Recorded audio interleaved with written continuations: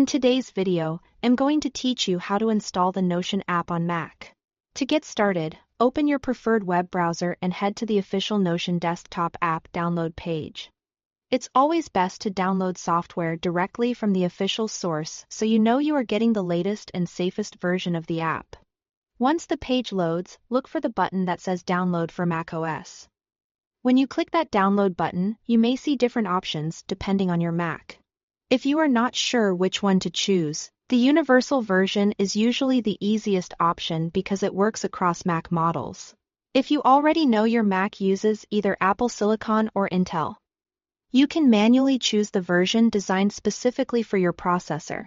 That can sometimes offer the most optimized experience, but either way, the goal here is simply to download the installer that fits your system. After the download finishes, go to your Downloads folder. If it's easier, you can also open the download directly from your browser's download list or download queue. You are looking for a file that ends in DMG. On Mac, that's a common installer format for apps. Double-click the DMG file to open it. Once it opens, a Finder window should appear.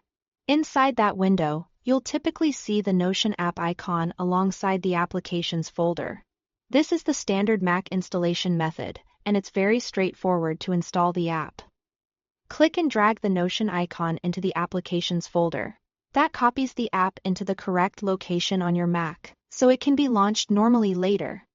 When the copy is complete, open your Applications folder. You can do that through Finder, or if you prefer, you can use Launchpad to locate the app more visually. Find Notion and double-click it to launch. The first time you open it, your Mac may display a security message letting you know the app was downloaded from the internet. This is normal for apps installed outside the App Store. If that prompt appears, just click Open to confirm that you want to continue.